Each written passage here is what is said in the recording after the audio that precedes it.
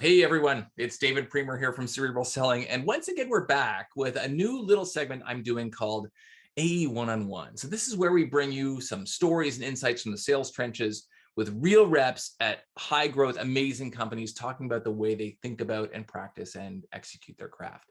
And today I am joined by Connor Trendov. He's an account executive at one of the world's best and fastest growing sales organizations, helping to modernize the way merchants grow their businesses. Of course, I'm talking about the great people at Shopify. So welcome, Connor. Thanks for being with me here today.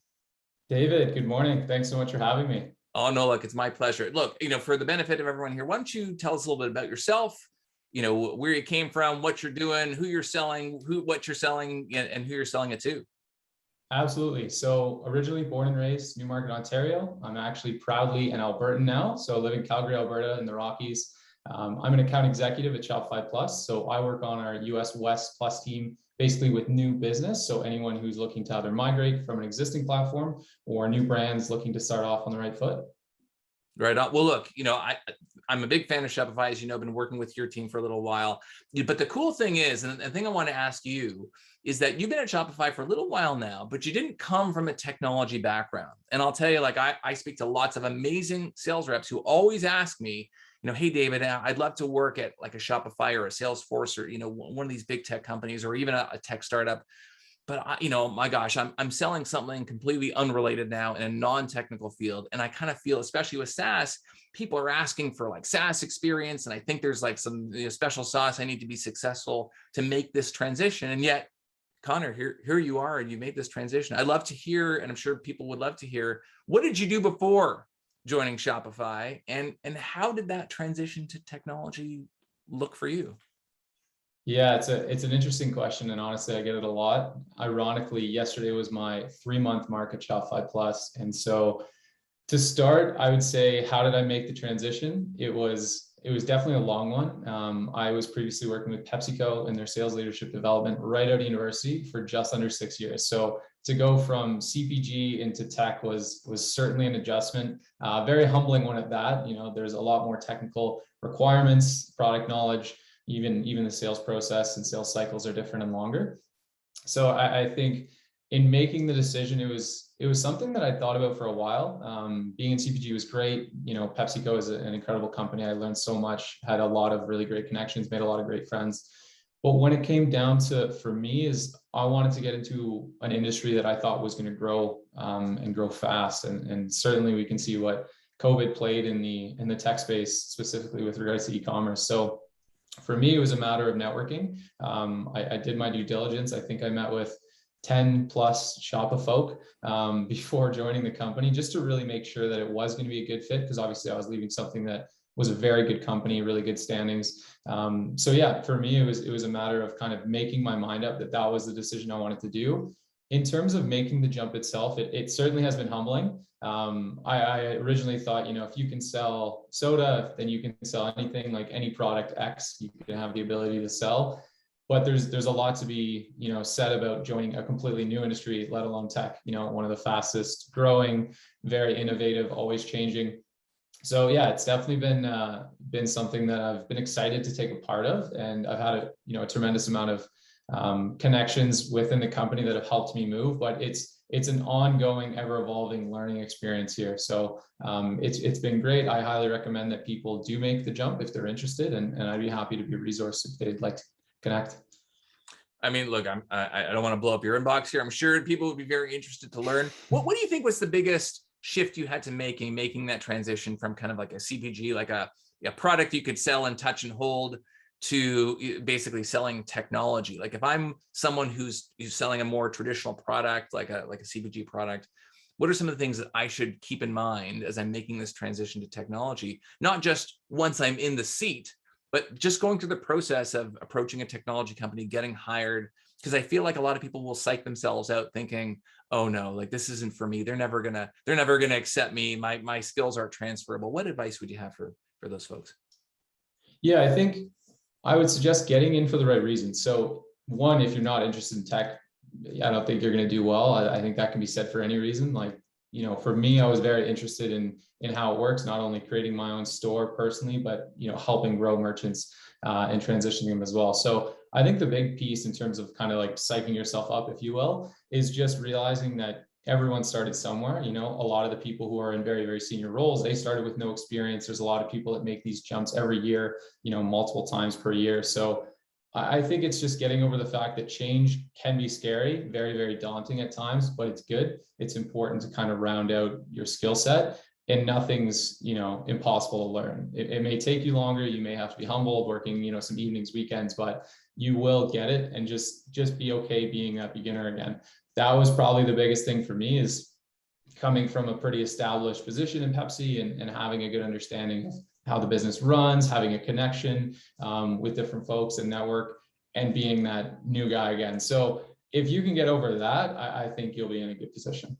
Right. Well, I love what you said about not psyching yourself out. And this is actually something that holds very true, not only when you're trying to progress your career and thinking, okay, what can you do next? Am I qualified enough? Should I just take the shot? But also, it's kind of funny, I talk a lot about this in my negotiation content. Oftentimes we're negotiating with customers, we psych ourselves out, and the customer says, oh, we'll only move forward if we can get, monthly payments. And we're like, oh my gosh, our standard is annual payments. Like, I'm going to lose this deal if I just say no, or is this a deal breaker? But, I love, and there's lots of great scientific evidence and content around this, is that you're already more persuasive than you think. So oftentimes just, kind of throwing caution to the wind and just, not believing your own fear that's holding you back, and saying like, hey, look, is this thing going to be a deal breaker? Like, why am I not applying to this tech company?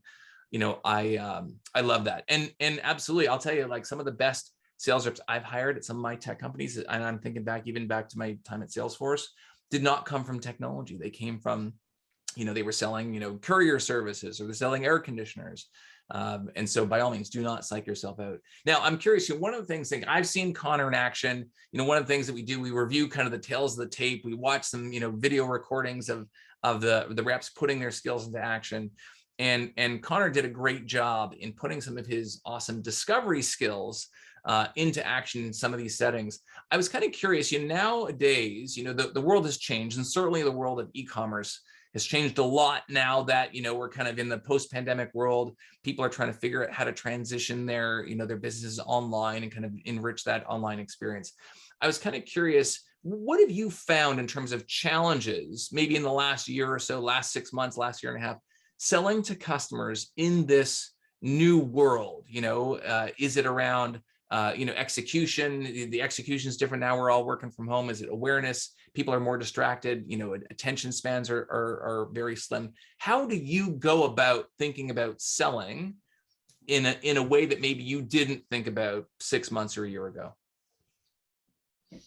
Yeah, so my sample size, for the record, is only 3 months. So I don't want to pretend I'm the wise grasshopper now. But I would say in my experience so far, just relating Pepsi to kind of Shopify, Pepsi was a lot more finance driven. So they were looking at, okay, what are my margins? What is it going to look at in terms of like cash return?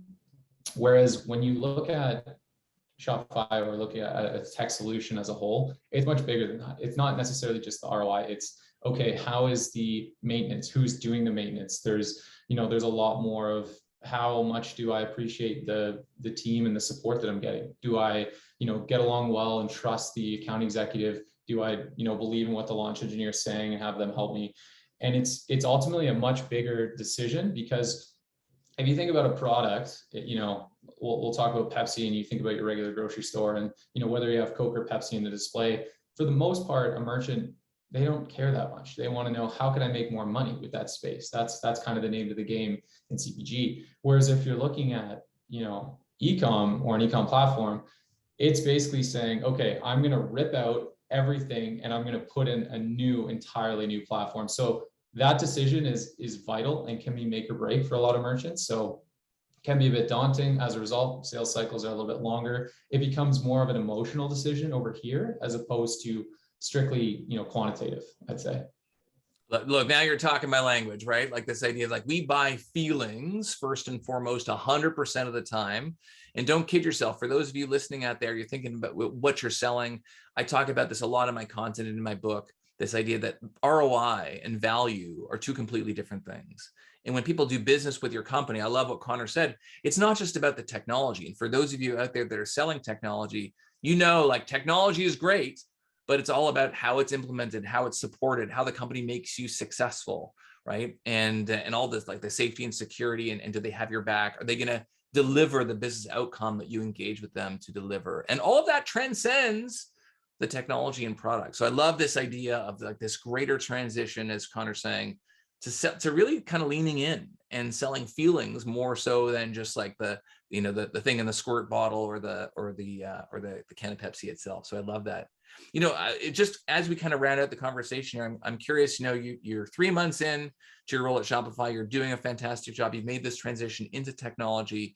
If you had to give, let's say a new person coming into their company in this environment, or even if you were to go back to the Connor of 3 months ago and give yourself advice on day one, which actually I love that. When I took over my team at Salesforce, it was a question I asked my reps. I said, what if you could go back 6 months and give yourself some advice?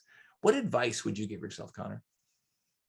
Yeah, I think it kind of leads to what I was alluding to before, is just be comfortable being the beginner, like be humble but hungry. That's one thing they actually used to say at Pepsi is, you want to be humbled by where you are, but hungry to get to where you need to be. And I think more than ever, when you join a new company, your baseline, you may be someone else, but here you're basically the new guy. So be really, really comfortable being curious and asking questions, and don't feel like there's stupid questions, because you can do as much research as you want, go through all the trainings, but you don't know what you don't know. And there's little cultural things that you're not aware of, or terminology. There's a ton of acronyms, let me tell you. So I'd say be comfortable and be curious. And the other piece is start off by replicating. I think that's one thing that I would have probably done sooner. Shout out to my buddy, Taylor Harrington. He has been a tremendous help for me. And I wish I would have started off just replicating exactly what he did sooner. And then as you kind of move through your career, you're going to figure out what's working, what's not. You can tailor things, you can adapt them, but start off by looking at, who are the top reps? What are they doing? Try and replicate and emulate that. And then down the road, you can get a little more creative. I love it. And you know what, when it comes to that replication, one of the things I always go back to, one of like the best people in this space, and a friend and mentor, is Mark Roberge, who people know. He was the founding CRO and VP of Sales at HubSpot, wrote a great book called The Sales Acceleration Formula. And he talks about this idea of kind of looking at what other people did, but not doing exactly what they like. For example, he says, don't look at what we did at HubSpot to build our business and just do that, because it's going to be different for your business. So I love the fact that, Connor, what you're saying is, I found someone, I didn't just read a book and just do what they said. I didn't find someone at company X and do what they said. I found someone at my company, in my environment, who is being successful, and looking at what they did at my environment in this stage of organization. I think that's really important. Is don't just look at someone and say, well, that's what they did. That's actually, in a way, the way we've gotten ourselves into a bit of a pickle in the sales community over the course of the years, is just learning from people who've just done it before us, even though those tactics either don't work anymore or don't apply to us. So I love the fact that you're saying, like, find a mentor that can help you through it. And, like this idea, look, be uncomfortable. Be comfortable being uncomfortable. The destination is the journey. So if you love to learn and you love to grow, then making this transition is for you, right? And you have to be okay with that. I love it. I love learning. And one of the best things that I love about working with Shopify is that everyone is so emotionally aware. They're dialed in. I love the culture. Everyone's really supporting each other. And you're on a mission to help so many merchants out there really grow their businesses at a very difficult time, right? And I say difficult time, commerce-wise, difficult time, society-wise, and you're helping make some really great dreams come true. So anyways, thank you so much, Connor. This was really good feedback and insight. I think there's going to be a lot of people who are going to find this conversation really helpful. And with that, anything you want to say in closing? Yeah, the only other thing is, as you're kind of saying, I'm thinking about this, is feedback. Oftentimes people ask for it, but rarely will action it. So I'd say the last parting thoughts is, if you do ask for feedback, know that it takes someone time to give that feedback. So the best thing and the best way to thank them is to actually action that feedback. I love it. Look, you're actually reminding me of of the great Marshall Goldsmith and some of the conversations that he's had, and we've connected over the years and with some of my companies. But he talks a lot about this idea, like feedback is a gift. So the first thing is when someone helps you, gives you feedback, takes time out of their day, say thank you, and then show them that you're actually putting that feedback to good use. And I think that's a great tip if you're a leader or an individual contributor as well. Like that's the way we grow, is by having coaches and people around us who give us advice and feedback, and they're kind enough to do that. Let's show them that we're taking their advice to heart and really actioning it and showing them that we're making a difference. So I think it's great advice. Anyways, thank you so much, Connor. Hope you all enjoyed listening to this, and we'll see you next time on AE One-on-One.